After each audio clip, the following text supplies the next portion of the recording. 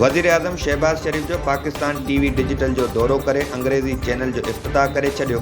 वज़ीर आज़म जो नए चैनल जे मुख़्तलिफ़ सेक्शन जो दौरो करण बाद नौजवाननि सां ॻाल्हाईंदे चयो त परदेही बयाननि में मीडिया इंतहाई अहम किरदारु अदा कंदो आहे। डिजिटल चैनल खे शुरू करण जो बुनियादी मक़सदु प्रोपेगेंडा कंदड़नि खे काराइतो जवाबु ॾियणु आहे, जॾहिं त अंग्रेज़ी चैनल जी ट्रांसमिशन लाइ वज़ीर आज़म शहबाज शरीफ़ पंहिंजो पहिरियों इंटरव्यू रिकॉर्ड कराए छॾियो।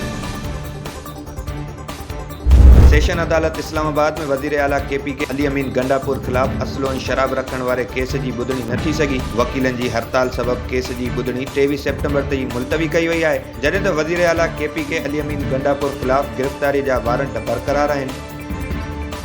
दरियाए सतलज में ॿोध वहकिरा मामूल ते अचण लॻा आहिनि। बावलपुर जे इलाइक़े ओच शरीफ़ खैरपुर टामे वाली सदर समेत मुख़्तलिफ़ इलाइक़ा हिन वक़्तु बि पाणी हेठां आहिनि। DGPDA मुताबिक़ 24 खां 48 कलाकनि अंदरि सतलज दरिया जे पाणी वहकिरा मामूल ते अची वेंदा।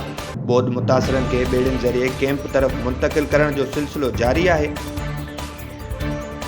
मानसून बरसातुनि जे 11हें स्पेल जी शुरूआति थी चुकी आहे। एबटाबाद में तूफ़ानी बरसात सबबि तौहीदाबाद छांगा गली में लैंड स्लाइडिंग थी आहे। अयूबिया समेत मुख़्तलिफ़ इलाइक़नि तरफ़ वेंदड़ रोड रस्तनि ते ट्रैफ़िक मुअत्तल आहे। हेवी मशीनरी ज़रिए लैंड स्लाइडिंग जी मलबे खे हटाइण जो सिलसिलो जारी आहे।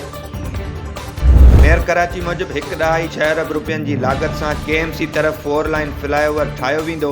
मलीर जे रहवासियुनि खे जल्द पुल तामीर करे ॾिनो वेंदो। कम में ज़रो बि ऐब नज़र अचण ते शरपसंद माण्हू प्रोपेगेंडा करणु शुरू करे छॾींदा आहिनि।